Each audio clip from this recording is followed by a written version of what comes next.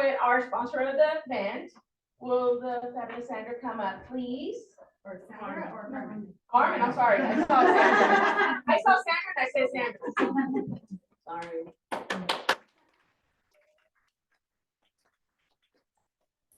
Thank you for attending. I'm Carmen with the American Funding. I would like to we're glad that you're here today, and I'm excited to hear our panelists. If you have any questions regarding home loans, I'm direct lender. I offer different programs from your down payment assistance all the way to non-QM loans. I'm here to service your clients. I'll make sure that we're always on track. I can close in as little as 14 days. If you want a second look on a deal, just let me know, and I'll go ahead and let Wendy finish. Thank you. She's also going to do a raffle as well, so yes. She'll be collecting the business cards. Amazon gift card. So if you want to put your cards in here. You know, an Amazon gift card is always. Yes. And this is for anyone. It doesn't matter if you're an affiliate or realtor. So let's pass out those cards while we bring on our fabulous panel. So if we can have Joanna, Aileen, and Lori, please come to the front and have a seat. Now, if you take pictures for today's event, please make sure to tag the association. They're on Instagram and Facebook, so. Aw, thank you. I volunteered you for the medal. Oh, So we would be bookends with our matching outfits. Oh, yeah. You didn't get the memo. I didn't get the memo. I actually wear black and white though. But I love it, yeah. women's empowerment.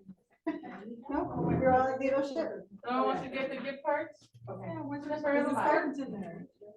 Amazon gift cards. All right. All right, everybody get the card?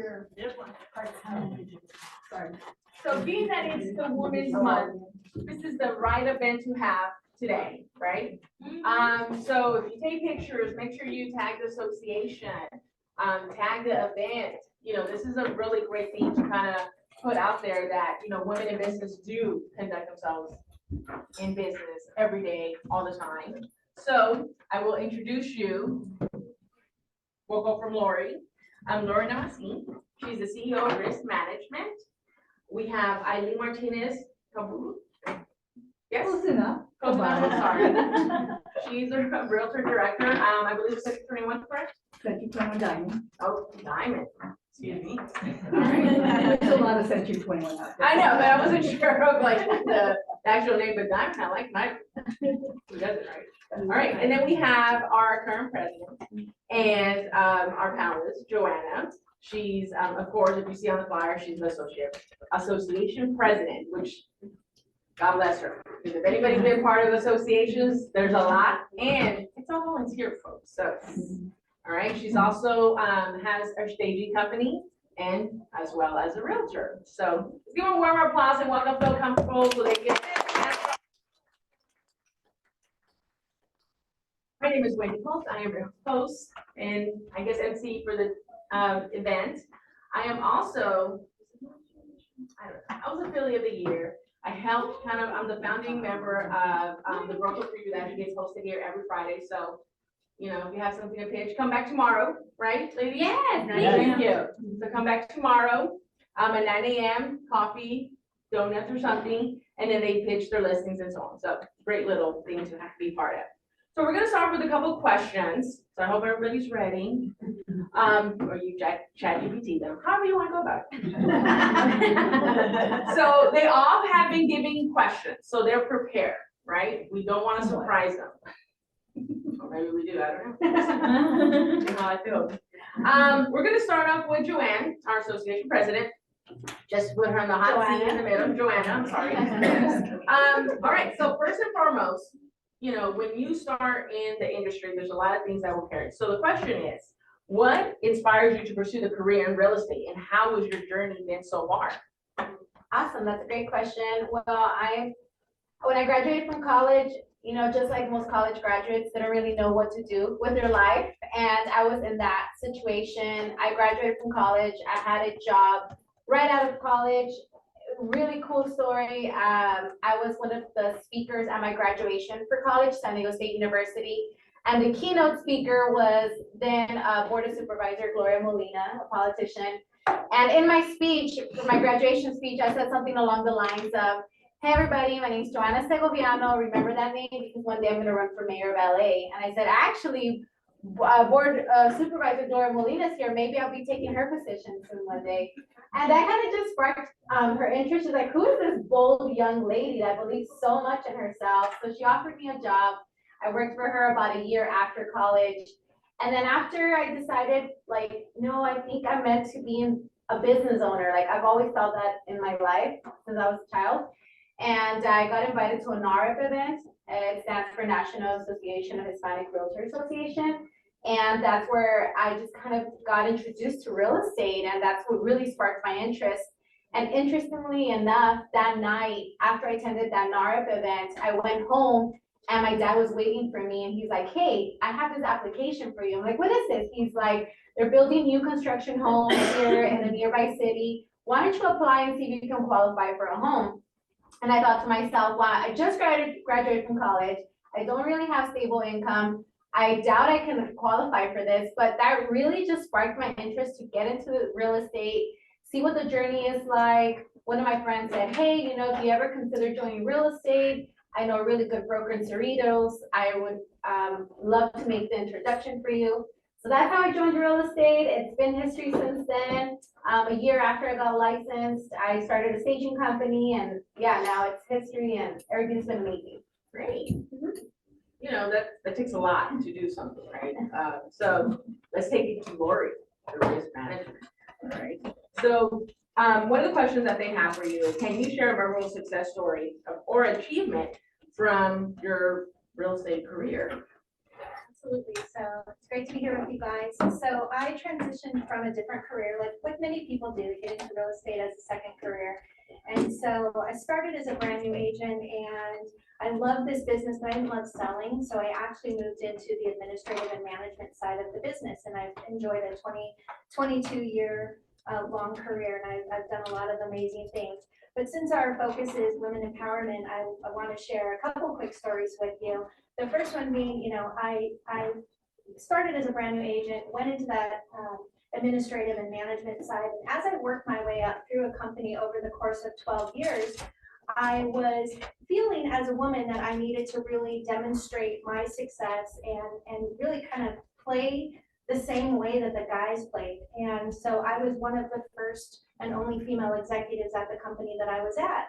And so I remember distinctly one day I was in grad school and I was working full time, and I went in to talk to the owner, and it was, you know, we'd have a meeting every 2 weeks. And I said, you know, I'm really fortunate with what I get to do here. And I really wanted just to let you know that within a year from now, I want to be a vice president. I was a senior director at the time. I wanted to be vice president of the company. And he's like, great, that's amazing. And I left and I felt so great about that. I did it, I said it. And then I went to class, and my grad school friends, you know, I was proud to share that story with them. And they said, are you crazy? And I said, what happened? What did I do wrong? And they said, you're doing the job now. Why didn't you ask for it today? And I went home and I thought about that, and I thought, you know, damn right, I am doing the job now. So 2 weeks later, when I had my meeting with him again, I said, you know, I made a huge mistake. And he said, oh my God, what happened? And I said, when I was in here the last meeting with you, I mentioned that I want to be a vice president in a year. I said, yeah. And I said, I told you I wanted to earn that. I said, I've already earned it, and I deserve that position today. So we kind of talked it through, and to my surprise, he mentioned, well, you know, there are others here who've been here in these roles longer than you have. I think they'd be pretty upset. And sometimes my filter doesn't work quick enough. And my response was, well, that's their problem, not mine. And you know what? I walked out of there with the new title of vice president. And so, you know, I share that story to tell you that we have to stick up for ourselves, especially when we're working in an environment where it's male dominated in the corporate office. And so the next quick story is when I decided to leave that company after nearly 15 years at that point, I was the broker for the company. Over 1,800 agents, I was the designated broker. And we brought in an executive who was just taking the company in a direction I didn't feel comfortable with, and it was putting my license at risk. And so I had a consultant come in. She was going to do some training for us, and she met with him. And I had told her, hey, after that meeting, let's go to lunch. I want to chat with you about some executive coaching. And so it was a terrible experience for her. And we left and went to lunch. And she said, wow, that was unbelievable. She said, okay, moving on. What is it you wanted to talk to me about coaching? I said, that's what I need help with. I need to figure out how to work with this guy who has that personality and that style. And that is not what I'm comfortable with. So I met with her, and at that stage was the first time in my career I had hired a coach to help me navigate my opportunities. And because she was in that meeting, she knew what I was dealing with. It would have been so easy for me to just hire her and her say, well, you know, Lori, you know, do some reflection. How could you be different? What could you change? No, she saw it, she understood, and she said, you have two choices. You either learn how to work with him, or you decide and you plan your exit. And I planned my exit, and I left the big job, and that's when I started my consulting business. And now I have the privilege of helping independent brokers build their legacy. That's the mission of my company. And so shortly after I left, I'm sorry I'm taking so much time, but these stories have been so meaningful in my career. Shortly after I left that company and was on my own, as a CAR director, we get regular updates from CAR. Here's the director update email. And I read something in there, and it just sort of, you know, I just read it and moved on. And my business partner, Lisa, who happens to be here today with me, said, did you catch that in the update? And I said, what part? And she said, the fact that CAR wants to interview people for the Department of Real Estate commissioner position. And I said, yeah, I saw that. And she said, and you're going to apply, right? I don't know. And then I did. And I knew that that was a big opportunity for me. So I did a ton of research, and there had only been 3 female commissioners in 100+ years. And I thought, I'm going to be the next female commissioner. And so I went in for the interview. It took months, but CAR was basically interviewing people to be able to put in front of the governor to say, here's our preferred candidate. So as I'm doing this research, and I'm getting more scared and doubting myself more and more, and then remembering, no, you can do this. And I found this quote, and I live by this quote now. It's, be the girl who decided to go for it. And I went for it. And I was the only female applicant. I was one of just a handful of people that got interviewed. I did not get the job, and that's okay, because it was way more political than I realized and not really running the organization. But that's something that I was really proud of, to be able to just say, you know what, I'm gonna be that only woman who raises her hand and goes for it. So those are my stories. Wow. Reference now, right? And every time I do something like that, I'm proud of myself. I'm scared as hell every time. Sure, we all kind of do that, right? We all are. But we take it, we go for that jump. Go for it. Why not? I'm all about jumping all the time. So. Miss Aileen over there. Yes. Let me ask you, how do you balance your professional responsibilities with your personal life as a woman in real estate? Why do I get the tough one? Listen, I think we should ask that one to everybody, to be honest. Yes, right, because you think about it, it's always the challenge to balance your work life and your personal life. Because let's face it, we have obligations in life, and we have to make priorities, and that's how I look at things. So you have to prioritize what is important, and different phases of your life, there's always going to be something different, right? Because I've been in real estate, this would be my 3rd decade in real estate. I fell into real estate when I was a college student at Cal State Long Beach. I needed a part-time job, to pay for my stuff, and I found a real estate agent needing a girl Wednesday. So meaning he only needed somebody for a Wednesday, because he played golf on Wednesday, so he needed somebody to man the phones. That's how I got into real estate. I had no clue what real estate was, had no clue what escrow was. Nothing. That's how green I was. But that, that was many, many moons ago. And so, so if I go through the stages of my life, being single and being in real estate and being young, I was very driven. So my priorities at that time was to get my career going, get my degree, get my career going where I want to go. Then raising a family, that kind of took a turn. Now it's like, I'm not just a career woman, I'm now a wife and a mother. So now what, how am I going to prioritize that? And then the kids, now I have 3 girls and 2 are adults with their, young adults with their own career. And the youngest just packed her stuff last fall and sent her to Ohio. So she's there studying. So now I'm like, it's a different, phase of my life now. I was telling the ladies in the back that I was so used to be a momager. If you guys know what that means, I managed to schedule for my youngest. And then now all of a sudden I have these gaps, so now I have to like prioritize again, what do I, feel like, what do I want to achieve? So I think I'm gonna take all that 3 phases of my life and how I've balanced my whole career. It's all about time management. Because if you think about it, time is finite, right? It's like there's 24 hours in a day, 7 days in a week, 365 days in a year, 30 days in a month. So nothing's changed. We cannot make up for time. We cannot make time. But we can always make money. We can make, other things, but time we lose every, second, like my favorite saying, like, hey, I'm not getting any younger. That's one of my favorite sayings. So time management, and in built in that time management, knowing that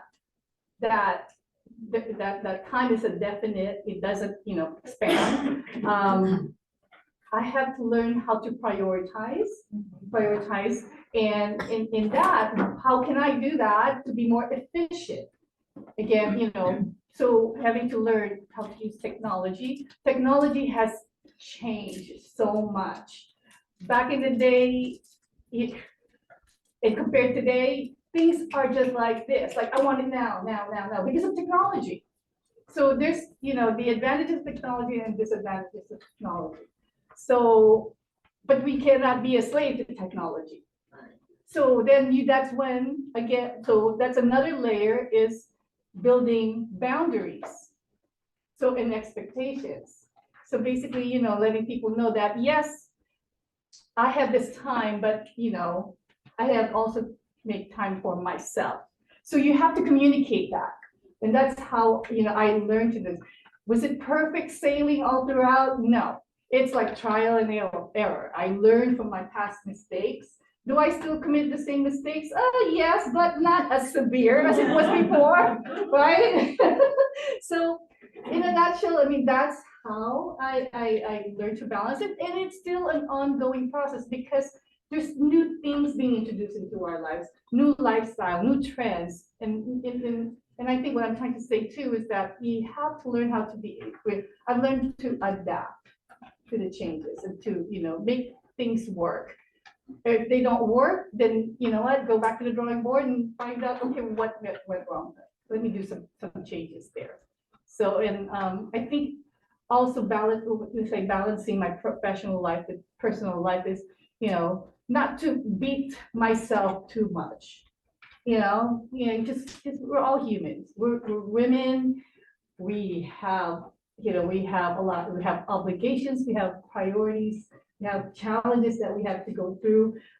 Just like Lori said, we're in a dominated, this is a male-dominated industry, but we're not the pioneers. There are pioneers before us, and we can learn from, like Joanna shared, with the official, the politician, they're one of the people that came before us and they paved ways, and so we learn from what they've done. So that's basically, I hope it makes sense, whatever I share with you guys. I'm sure we all can relate to that, right? To balance your personal and your business. Are you on the phone 24/7? Yeah. Do you tell the kids to be quiet in the back? Yeah. Mhm. So completely 100%, I'm sure everybody gets that. So, we're gonna go to, Joanna. So what unique challenges have you faced as a woman in real estate? Because we're gonna tap into, Lori's comment, right? Now dominated business, and women are seen as the assistant at some point, right? Like you show up and, oh, you're the assistant, you're like, no. So how do you overcome that? That's a great question. I think for me, not only being a woman has sometimes been a challenge, but also looking fairly young. I usually get that I live in my early 20s. And I just thank my parents for good genes, right? But no, I'm in my early 30s, so I think I get both of those. And I always make sure that the way I come across and I present myself, I come across as an expert, which is a professional that I am, so that can make up for, like, I'm a woman and I'm young. But if I can share a story to kind of answer that question, not too long ago, I had a realtor, male of course, just for my staging business. He's like, hey, I need you to pick up your staging furniture. We close today. And I'm like, well, we're a volume company. We're not just driving around with movers available whenever, you want to call us. You need to wait. And he's like, well, we close today. And I'm like, well, okay. So he was starting to get very, very aggressive, calling us multiple times a day. And my director of operations, she was the one handling the conversation. And I just saw he kept on, like, really harassing her, like, no, you guys need to pick up your furniture today or tomorrow. And we're saying we're not available. We'd be happy to accommodate something sooner if you pay a rush fee. If not, you can wait till next week. And he was just kind of getting a little bit, like I said, out of control. And I just took the phone away from my director manager and I raised my voice and I spoke to him so assertive and I said, listen, you have two options, A or B. Which one is it going to be? And he kind of just stayed quiet, like, wait, did they stand up for themselves? And he's like, no, I'm not saying that you're just driving around the truck available to see. I'm just saying I didn't see this coming. The buyers last minute wanted to close. And I said, I understand. Trust me, I'm a realtor. I get it. This is just where we're at. It's either option A or B. We hang up. I call his manager, you can say. And I said, Lisa, I feel so bad. I just raised my voice at Sam. I was very assertive. He said, Joanna, don't feel bad. Only women feel bad. Men don't feel bad. He said, don't feel bad about it. Those are your company policies. And he didn't follow them. He didn't give you a 3-day notice. Don't feel bad about it. And I just remember thinking to myself, like, you know what? You're right. I'm not going to feel bad about it because this is my company policy and he didn't follow it. So moving forward after that, it's just been so liberating how I just really, like, stand up for myself and I respect my schedule, respect my policies, I respect myself. And then naturally people just return that respect. So I would say that it's been challenging in the sense that I'm almost like having to, at that point, I had to kind of be really assertive for them to get my point across. And it sucks that I had to get to that point, but he was just really persistent. And that's just one situation. There's been many situations where, hey, I need this, I need that, or even dealing with realtors. And I'm just like, wait a minute. I say, you know what? Let's do this. How about you call me in 30 minutes when you calm down and we can continue this conversation. So just really staying calm on my end and kind of putting them in their place, but in a very professional way. So those are kind of the challenges that I've faced. Just dealing with men that like to scream and make demands and me staying calm and then having to be assertive if I have to. And then hoping that it turns out for the best. So it's, yeah. If you lost that client, oh well. Oh, yeah, no, so Lisa's like, you know what, Joanna, we didn't want to work with him anyway, don't worry about it. So we haven't dealt with him anymore. There you go. And in the last couple of months, I've, in a very professional way, I've fired so many clients and my business has grown tremendously. So just having confidence in me and myself and saying, you know what, I don't want to work with you, and that's okay. I'm not meant to like do business with everybody. I can't possibly take up the whole market share. And just knowing, sometimes we hold on to clients thinking that, but this is the only client I have, or this is a really good client. But there's just something so liberating about letting someone go. And then these other opportunities just open up. And I just shared that on my social media. I said, it's crazy how you could be dealing with one nightmare client, but be blessed with so many amazing new ones. And that literally just happened to me maybe a week ago. I fired a client professionally. And then I was kind of doubting myself. I'm like, oh my gosh, the top realtor, but the way they were treating us was not okay. And after that, we got so many new clients back to back to back to back. And it was just a testament, like, you know what, Joanna, keep believing in yourself, keep respecting yourself. And you have the right to refuse to work with somebody, and that's okay. So that's one of my stories. I'm almost okay with that. Fire them. Right. I like to keep peace within me, Right. because Yeah. then you don't function as a human being, just in general, right? Not only, adding the additional stuff that we deal with, a boss, a mom, whatever, right? A sister, a daughter. So there's so many layers that we have, so I rather just, yes. If I can add to that. Sure, please. I think when it goes back to Eileen's comment about balance, that's how you can get balance in your world. When you get rid of those toxic clients, those toxic people in your life, because you're spending so much energy. I agree with the concept of time management. We all get the same amount of time, and how we manage it is important. But for me, I focus on my energy management. And if I'm spending so much energy on one individual, I don't want them in my world. And then it does open the doors for so many other people. We are worthy of having clients that are good and easy and fun to work with. And I don't like working with clients either who are going to abuse me. I don't need that. So I'd rather invest my time and my energy in clients who want the services I have, who are willing to work within the guidelines, and it's an enjoyable relationship. And if I could just add to that really quickly, I don't like clients that hand a carrot. Like the way that I see it is like, but I give you a lot of listings, but I give you a lot of work, but I can introduce you. And I think I used to just hold on to that so much. But what I did, I shifted my mindset. I said, no, I believe in myself and my abilities and my marketing and business development strategies. I'm not going to be chasing this carrot anymore.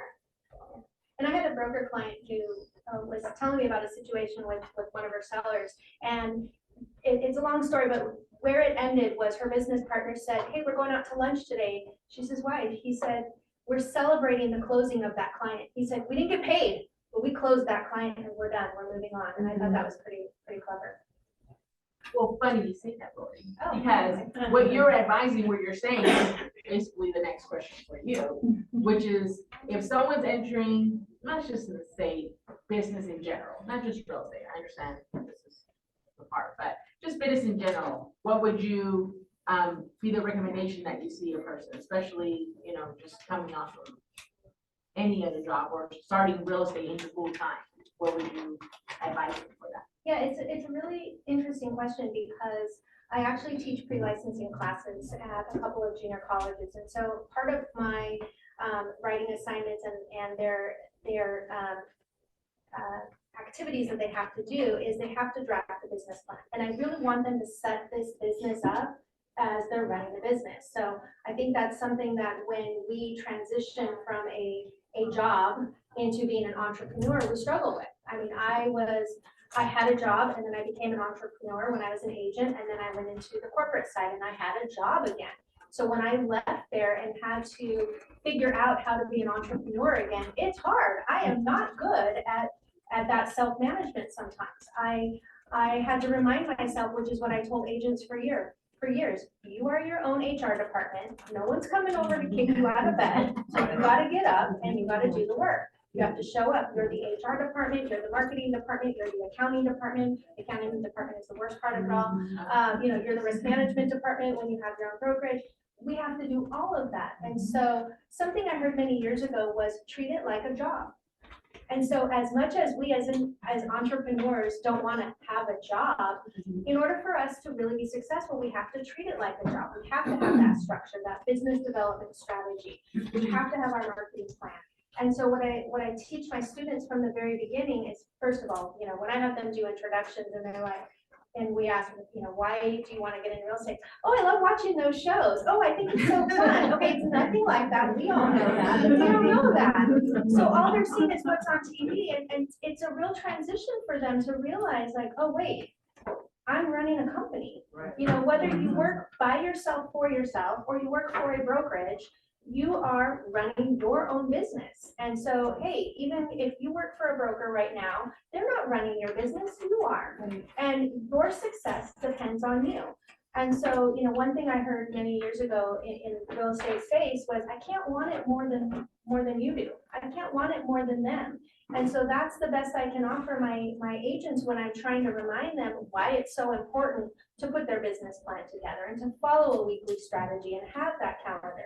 Sure, you can have the flexibility, build it in. I told my agents recently when we were doing business planning, I don't care if you work 70 hours a week or 40 hours a week or 10 or 2. I don't care how many hours a week you do. Make those hours count though. Make them be really productive. You want to do 2 hours a week? Cool. You'll get the results of 2 hours a week depending on what you put into it. If those are solid prospecting hours, you'll get some results. If they're just, well, I think I'm in the business today, I'm gonna kind of look on the MLS, you're not gonna get any results. So keeping that mindset of thinking like it's a job, the dreaded job, like really it's beneficial, it works. And I have to remind myself of that as well. As an entrepreneur, I have my consulting business, I teach, but I also have a brokerage too. And I have to remind myself, I've got to go out there and I've got to promote my business and my services just like my agents do. So I remind myself too, treat it like a job. The best advice you can give, because if they think that, they're not going to go to events like this, it's a wonderful event that a lot of people are missing out because X, Y reason, right? But there's got to be value put into it. And I think this is a very valuable event that people are missing out on. Miss Aileen, so in your experience, what strategies have you recommended most effective for women to succeed and advance in the real estate field? So, okay, so from my experience, I don't think I really shared with you guys like what I do. So yes, like I said earlier, I've been in the real estate for a long time. For the first 8 years, I was in the sales space. Did a lot of REO sales. I worked with an REO agent, and so I kind of honed my skills in the sales aspect. But it's a little bit different because our client was corporate. It's a corporate client, so it's different from having your regular sellers. And so it's more regimented in a way because there's always policies and procedures built in place. And then after that, I went to corporate, just like Lori, and I worked for big box, mortgage companies and in this one big GSE. If you guys know government-sponsored enterprise, I worked for Fannie Mae.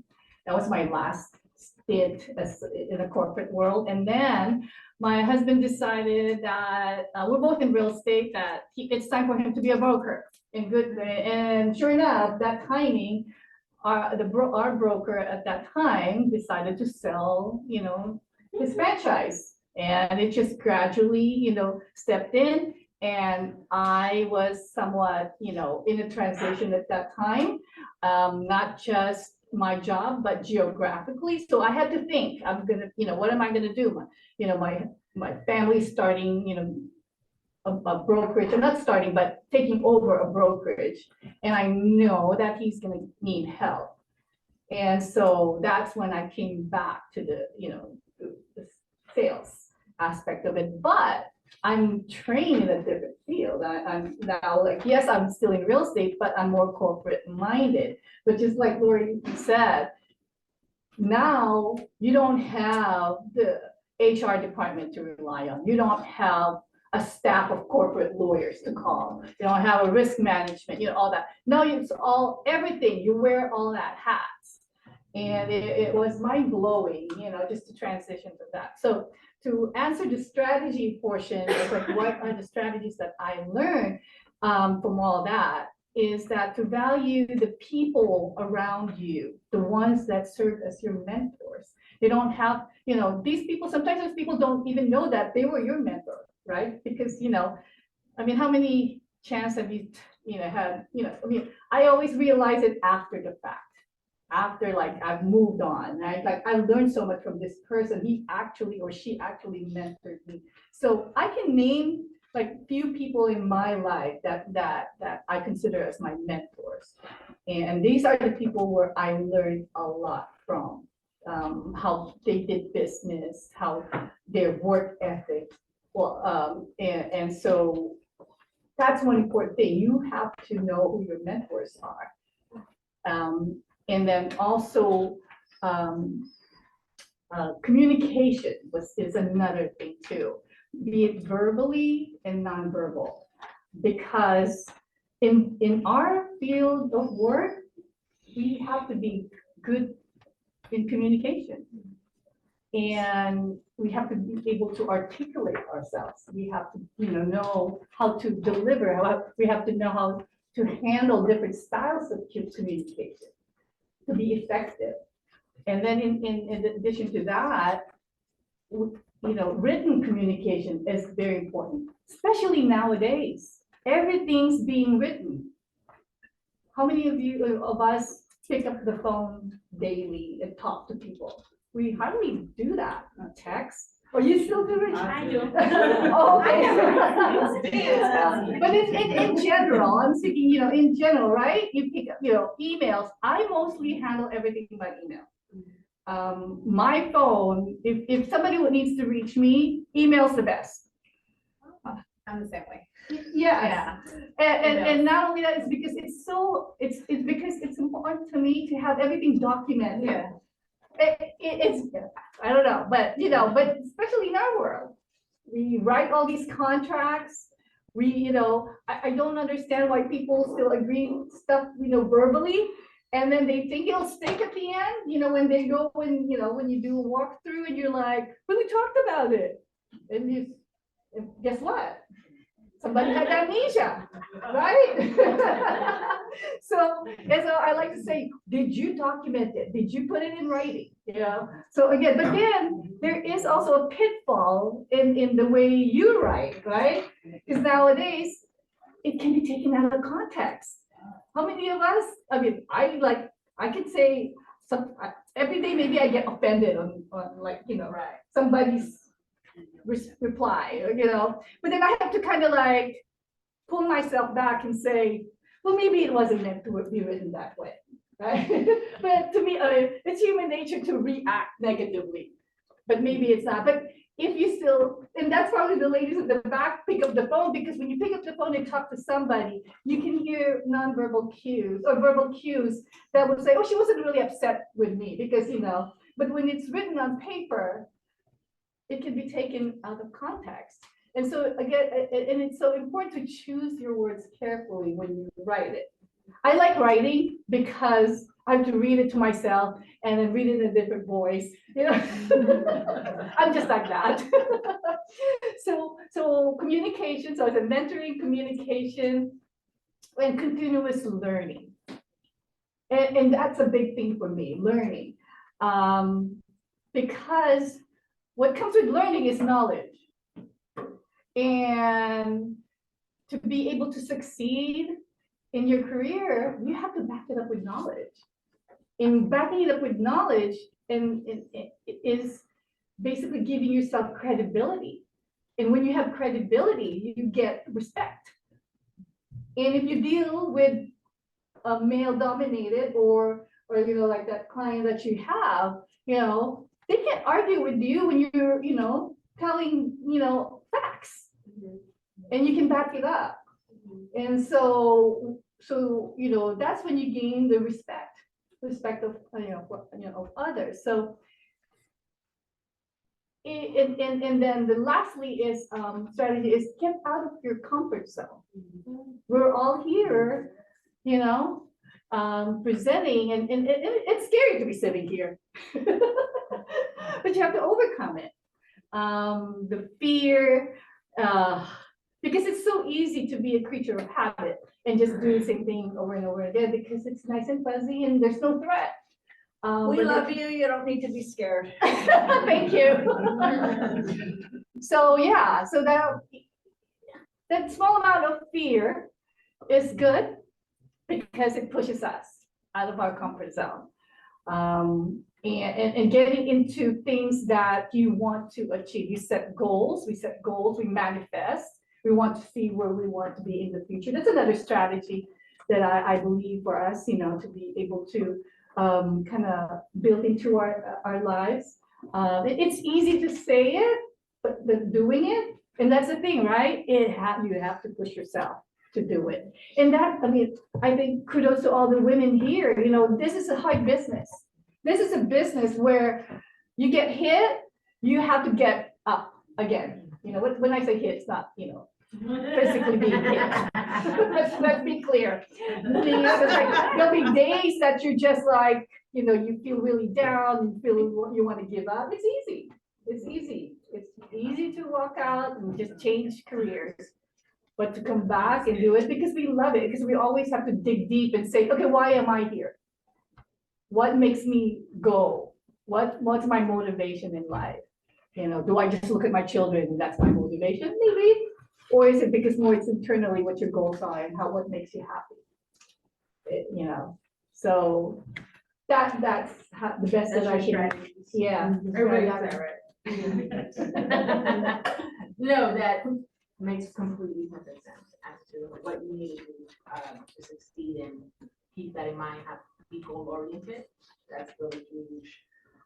So the final question, I'll bring you guys a little final question, and you guys could one answer it or all three of you can answer it however you feel. But I thought this one was a really interesting question that we put, which is, in what ways do you see the role of women in real estate involved in the future? What changes do you think the industry could support them in that? So who wants to take that one? That's a big one. I mean, I'll start. I think just the way that our society's movement, women have stepped it up big time. You don't really see women staying at home anymore. They're contributing 50-50 to the household, entrepreneurs. I know my college friends, the ones that I hang out with, they make more than their fiancés and their boyfriends or their partners. I think we're just starting to see that trend. So in real estate specifically, I think we're just gonna see more female realtors, more female brokers, more female escrows, more female everything, and it's not gonna be necessarily the ones always sitting behind the desk. And I think that women are learning to stand up for themselves and ask for a higher salary, to ask for, just to really fight for what they really want. So I think it's just that trend that we're moving in is, I think traditionally, like, men earn more, they're the ones that bring the bacon home, but I think it's starting to level out, and I don't know, that's just my perspective. So when I was invited to join the panel and got a little bit curious about Women's History Month and how, and the questions that I was given to answer, it prompted me to just, you know, Google stuff and see what the data is out there with the women in real estate. And it's very surprising. I think it was 2020, it was a male-dominated industry. Thank you. And so then 2020, so it was 2020, 2023, it jumped. So now it's more women are in the real estate industry as, you know, real estate agents, realtors. But we still have not, well, we're slowly increasing the leadership. We've broken that barrier. So how I see it, the way things are, I think there were like, I don't know how many presidents now for NAR that are women. And so I think it's getting to where we like the pendulum to go. And that is to open it up for more women in leadership roles. And I'm excited to see this change because the trajectory is going our way. based on the data collected. I think it was from NAR where I looked at that. And it's because our industry now, it's the flexibility. A lot of the women that go into real estate, it would be mostly that's their second career. So they've done, they were nurses, they're in a corporate environment and stuff. But I think because the flexibility in being a real estate agent, in terms of having the technology, you can work from anywhere. You're not restricted to just, a building. It affords freedom. And for us to be able to juggle all these priorities that we have in place. And so it's just exciting to see how technology is helping us drive us to be the majority in this industry. And hopefully the pay will follow. I know, we're not salaried, but there are people in our industry that are salaried. And there's still that disparity when it comes to the salary. But if you are a real estate agent, you earn the same commission as the others do, but it's all up to you as an individual how much money you can make. But the only thing that I know that could probably, probably break the glass or the ceiling is, probably the commission structure within your brokerage. That's a different story. But there's still freedom. There's relatively, the earning potential in our industry is great for women. And that's why I believe that's why it's becoming an increasing popular career for us. Yeah, and I'll expand on that. So historically, the number of female agents did outpace the number of male agents, but the studies they did were all leadership roles. They were management roles. And so, all of us realtors here are CAR members, and CAR commissioned a white paper back in 2016, 2017. And the result of that formed the Woman Up movement. And with that, what they found in the study was that there were very low numbers of women in management roles. And so I got the survey, and unfortunately, I feel that part of how they drafted the survey was inaccurate, because the main question they asked was, tell us your role in the industry. Are you the owner? And at the time I was a vice president. Okay, so I was in an executive role. So the question was, are you an owner? Well, I wasn't the owner. Are you the broker? I wasn't the broker yet. And so I didn't fit into, they didn't have this other layer of management. So I was an executive. A friend of mine was a COO of a very large real estate company in our area, and she was not counted either. So we were basically counted as realtors, and we are realtors, but we were in executive leadership. So those numbers were, I think, a little off, but however, even if they were off, they were still really low for women. So the Woman Up movement really started that conversation about how do we get more women into leadership in companies. They weren't so much focused on association level. They were talking about companies. And it was a great first year conference. I believe it was 2017. And it was a half-day conference. It was amazing. We wanted more. We asked for more. And the second year, though, my friend and I, Lisa, we actually spoke with the coordinators, and we said, not every female realtor aspires to be a CEO or a corporate employee. They are running their own companies. They are the CEOs of their own business. So let's not just focus, how do we get more women into corporate roles? Let's focus on how do we as women run our businesses. And it started a movement too of an expansion of women as independent brokers. And so, and that was the space that I was in at the time, is helping others start their own brokerage. And I'll be quite honest, most of my clients are women, because the men, they're like, I don't really need that. I know what I'm doing. Where the women are like, please guide me, guide me, guide me. So those numbers have increased in terms of female independent brokers, and as well as females in corporate positions. And so if you are not familiar with the Woman Up movement, they do an annual conference. We have the conference coming up in June, and it's gonna be in Dana Point. It's not that far from us. And so I'm gonna be very active in that space and helping promote it. I'll make sure Joanna gets the information and can share it with the association. But it's a wonderful space. What I love about the Woman Up movement is it's a community of women who are supporting each other. And it's not to the exclusion of men, because men are involved too, but let's face it, we need each other to lift each other up, because as I mentioned, and I strategically mentioned multiple times how I need to remind myself, because that's the reality. There's this book that I'm listening to, it's called Worthy. And she talks about how like 85% of the women in corporate roles don't feel like they have really earned it. They feel like they keep having to prove themselves over and over again, and they have that imposter syndrome, which, you know, I remember going to my male boss, you know, a decade ago saying, I don't know why I feel this way. I feel like I'm just like, somebody's gonna find out I'm not as good as they think I am. And he's like, you're crazy, because guys don't think that. They don't think that about themselves. We do. And that was before I had ever heard the term imposter syndrome. And so then, you know, you start to hear about it, you start to learn about it. And so many of us struggle with it, and there's no shame in it. It's just one of those things we've been made to feel like we are the second-class citizens because, you know, decades and decades ago, the men were in the workforce and the women were at home. The women were at home running the household, raising the babies, and then women got into the workforce during, I don't know, World War II or something, and it's like, oh wait, women can be in the workforce too, and yet we've never really reached that equilibrium. So I think in terms of the industry, I think that we are going to be more powerful simply because we are showing up. We are more involved. And the only regret I have in my career is that I didn't get involved at the association level sooner. And I was president of Orange County Realtors in 2021, and it is a big job.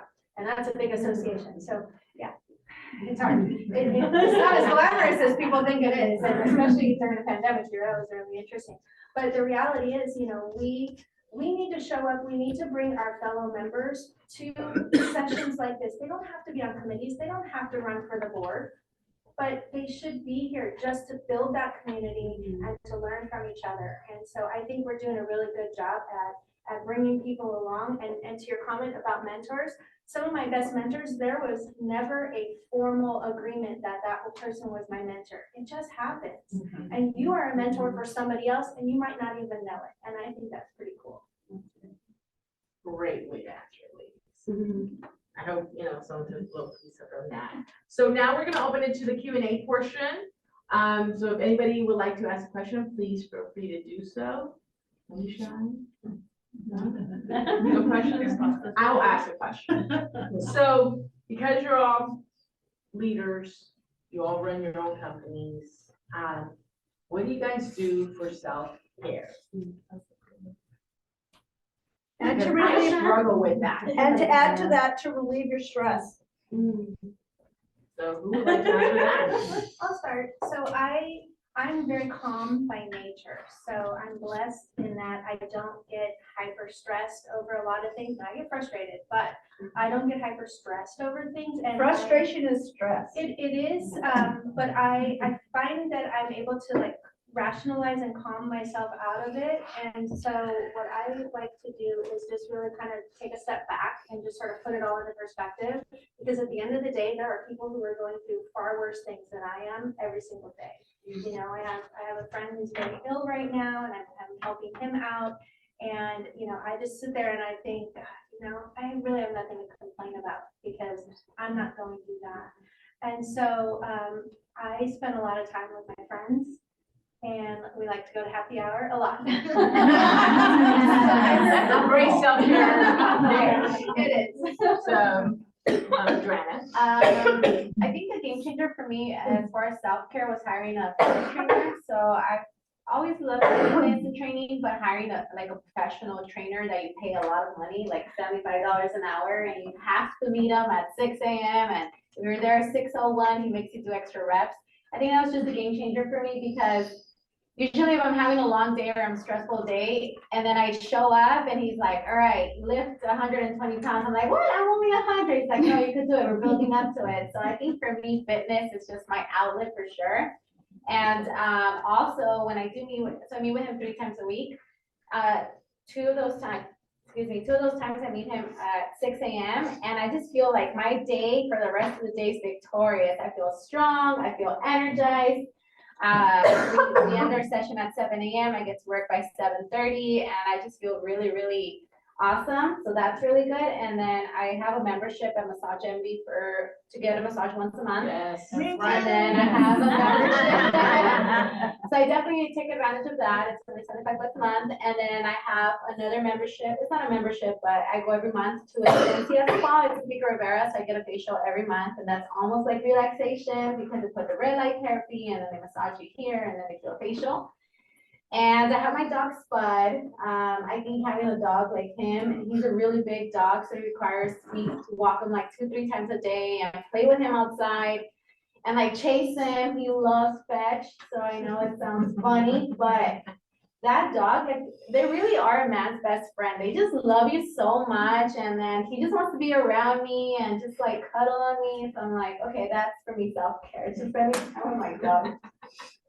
Beautiful, can't be mad at that. Yeah, and driving my car fast. Yeah. That is good. That's a good one. Yeah, yeah. So, yes, for self-care, let's see, what do? I try to set aside time every day, about at least, if not 30 minutes, 1 hour to, just, have time to walk, work out. It doesn't, I mean, it's not like, I'm not a member of any gym or anything like that. I don't have time, I don't know. I don't have time to go, but I tend to do it at home. I am fortunate enough to live close to Original Park, where they have trails. And also, YouTube, I mean, you get a lot from YouTube in terms of working out, or even indoor walking. If you guys don't, haven't looked into that, look into it. Before you know it, you're 15 minutes, you've already walked, I don't know, 1,000 miles, so I try, I do that almost every day. And then I try to remember what I'm thankful for, gratitude, because sometimes, we take things for granted and they're little things, but, things could be worse, people, I mean, other people are experiencing worse things than, sometimes we think we have the worst problems in the world, but, you have to, I have to set aside a time to kind of like think about it. And then also, I'm a workaholic. It's like, I have to work, like nonstop working. And my husband's just like, come on, just kind of, just shut the door. That's work. You leave it there. Let's not talk about it. We're having lunch. Let's enjoy it. We're having dinner. Let's enjoy it. It took me a while to kind of understand that it's okay. It's okay to forget about work. It's because it's gonna be there. And not only that, not to be, that you don't owe everybody, a response all the time. It can wait. It can wait. So it's a lot of mind games in my part. My mind games telling myself that it's okay. Or it's, things are gonna be fine. Things are gonna work out. And giving space sometimes is the best. Like, when you have a very difficult issue to deal with and you want to tackle it right then, right now, sometimes it's okay to step back and just let it kind of simmer a bit, because before you know it, things will fall into place. And then you step in and you're like, oh, it worked out by itself. There's magic in there sometimes. I think having those boundaries too. I mean, Yes. I'm really good at setting boundaries with people and that really helps. So I don't have to, get too worked up that I have to, answer the call on the second ring if your number is not in my phone, I'm sorry, it's going to voicemail. That's just how I roll. But I think that having those boundaries are really helpful. And then that time to reflect on what you are grateful for really matters, because we can so easily focus on the negative, and if we are nothing else in this industry, we are great problem solvers. So there's always a solution. It's just a matter of, okay, take that deep breath, because I honestly think there must be a real estate school that teaches people how to be on their phone and pace. And, you know, they're just there, my client's not gonna be happy, no, my client won't do that. You didn't even ask your client, you don't know. Your job is to be the messenger and go tell them this is what the other side's asking, what do you wanna do? And when we take that away from ourselves, that we have to have all the answers, we have to decide, and we have to protect our client from their ridiculous asks. No, we take the ask and we say, here's what they're offering, what do you wanna do? They need options, okay, you have this option or that option. That's it, you go back and forth, you're the messenger, but we feel like we have to solve everything and we have to know everything. And you know what? We rely on each other, but set those boundaries for yourself, it's really helpful. And that's why I'm able to stay so calm. Do we have any other questions? I have a question. Great, thank you. So I know that we talked about like seasons in life. Like I'm a mother of 3, like 15 to 5, like it's just spread out like crazy. And I know sometimes like I have mommy guilt. You know what I mean? Like I'm like in this part of my career, it's like I want to just work. And they're just like, when's working again? And I'm like dinner, like, okay, hold on really quick. You know, there's just so many, you know, we wear many hats, but you know, it's the wanting to raise a family, have that personal achievements for yourself and success. And I know there are a couple of mothers and dog mom there, but like, what do you do in this season? I mean, it's like a battle. Some days I'm like, I'm working and that's just what it's about. And then there's that selfishness of me where I feel like, oh my gosh, there's mommy guilt. But like today, I was trying to schedule, I'm like, I have 5 calendars I look at and I can't make that appointment. You know what I mean? Because there's different angles of my entrepreneur, my business, my family schedule that I have to truly work around. So how do you, I mean, we talked about balance, we talked about life, you know, at what point do you find that peace in yourself and say, well, I have to pull the plug sometimes and, you know. I'll take that one first and then maybe you want to chime in. So when I got into business, my daughter was 7 years old. And she was used to me working, I worked in the restaurant industry, so I was working nights, weekends all the time. And so what I didn't quite understand when I got into the business was this job too is nights and weekends, but it's also during the day. And so I made her part of my process. You know, I was able to block out all of Friday morning so I could volunteer in her classroom. I wasn't even interacting with her, but she knew I was there, and that meant something to her. And then I learned early, you know, I'm not a huge vision board kind of person, but you know, I realized, hey, if I create a vision board, that's something that she helps me to achieve, because she's allowing me that time, that patience, but also, you know, making that time, I always prioritize my family time first, but I scheduled it. Sure. I scheduled it, and sure, that doesn't mean, you know, we don't take the phone calls, because we do, we Right. will, we're not gonna lose our business, but we have to be able to balance that. Then as she got into high school, you know, she needed me more. You know, people think, oh, when they're infants, they need you the most. No, they need you more when they're in high school, because they can start getting into all kinds of trouble. So I had to really reprioritize my scheduling there and make sure that I knew exactly, you know, where she was going, what she was doing, who was helping me with that, and then I would schedule things around that. So hey, school drop off was this time, I had this block of time to work, and then pickup is this time, and some family time, and then I had this other time to work. And we always prioritize one weekend a month as a family. And then the rest of it, they just knew, hey, I was either gonna be working Saturday mornings, you know, doing open houses midday, or I was gonna be doing showings in the morning. But I like how you mentioned the seasons of life, because we do change how we prioritize. I mean, I was work in my 20s, work in my 30s, work in my 40s, and then I turned 50 last year, and I'm like, forget this. Like, But I have a 15-year-old and a 5-year-old, so it's like, I'm trying to be present for all, like, but that's that guilt to me too. It's like, we were looking at the calendar, I'm like, you know, every other Thursday, I volunteer at my son's school, you know, I try to do that. And then my son has a game, and my husband is busy, and I'm just like, and we have 0 help in California, 0. So I'm just like, okay, you're gonna succeed to your limit. Not even limits, I should say that, let me take that back, to my ability in my season right now. But I'm like, no, I really wanna, like, you know, get moving, and I have, you know, we have 24 hours in a day. I think they Everyone need to is, know, you know. they need to know that you prioritize them, but that work work pays the bills. Work, Right. work provides them this privileged lifestyle that they're probably living, right? And what you can do to kind of offset a little bit of that shame is recognize they're learning from you. Right. They're learning so much. You're such an amazing role model for them because they see you working hard. But if they're part of the process, you know, and they're hearing it. My daughter actually ended up going into the business. I didn't plan it, you know. She went to college and she came back for the summer, and the company I was working for needed a part-time receptionist for the summer. I'm like, well, I know somebody who, you know, is available. And she was a part-time receptionist over the summer. And then she decided not to go back to the university, but to go to junior college, which I was okay with because she's not happy I'm not paying the big bucks. Let's go to junior college.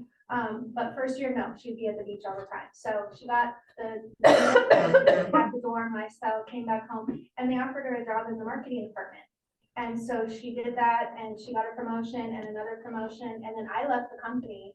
And she left the company 6 months later, found her own role in a commercial real estate company. So she's licensed now, she doesn't sell, but man, when it was time for her and her husband to buy a house, she understood it, you know, and she understood what that looked like, and it was during the pandemic, so I said, it's not what, you know, it looked like before, it's different. But I think that if I were to reflect back now and see, did I have some of that shame? Of course, as a mom, we're always, but we can't be there all the time, we are. But seeing my daughter thrive and have a better, childhood financially than I did, and have the ability to go to a university that I didn't have, really is meaningful too. I have a mortgage brat, so now that I think about it, I saw my mom doing this growing up, so that's a really good perspective to think about.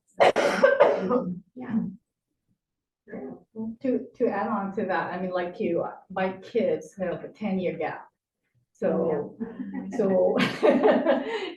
It's fun. it is fun, very challenging, how to deal with a youngster and then a teenager, right? But now I'm at the stage where I have the youngest is a teenager and now the other one's a young adult. But just like Lori said, you know, there's no shame.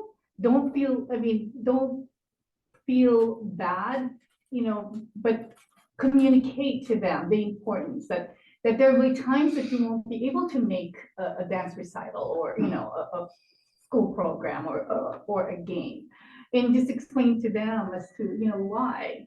And I found out with my girls, they actually did understand, understand. And not only that, they look at you as a role model and they follow you. They take their cue from you. And which kind of surprises me sometimes, you know, it's like, oh my God, they were like, you know, watching me, they saw what I'm doing.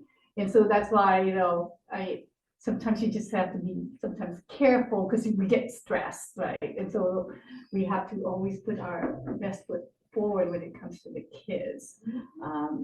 And it's just managing your time and communicating with them. And once you get that time with them, make it the best time, the quality time. And you have that flexibility, we think, we have the flexibility because of the type of job we have. Imagine yourself in that 9-to-5 job, Right. you would have I did the it. same issue, you know, in not being available. And yet, I bet we kind of justify it a little bit more when we have the corporate job. And I had a stepdaughter who was 8 years older than my daughter, so I kind of had that two age ranges you're trying to satisfy. The oldest one, you know, when He doesn't want to hang out that Yeah, much, but when I still, I married her want dad, to she know who wanted to he's hang out. eating with, you know what I mean? Yeah. And that's important to me, but Yeah, yeah, so I mean, just- I was in the corporate world for 7 years, I commuted in San Francisco, and after my second daughter, I was like, no, we're not doing this anymore. And so you know, you have that guilt then too, you know, in the other job, but I think sometimes we look at it and maybe we feel a little more guilty because we're home working, you know, so we think that, oh, we're supposed to be home. And that's why it's so effective to go to an office, to go outside, even if it's just to a coffee shop to get some work done, because then it shows them you're going to work. You're not home working, you're out working, and that's kind of how the world works. That's a great way to put it. Thank you for that question. Well, we've come to our conclusion of our panel, ladies, but I hope everyone took a little something with them, learned something. I took notes. But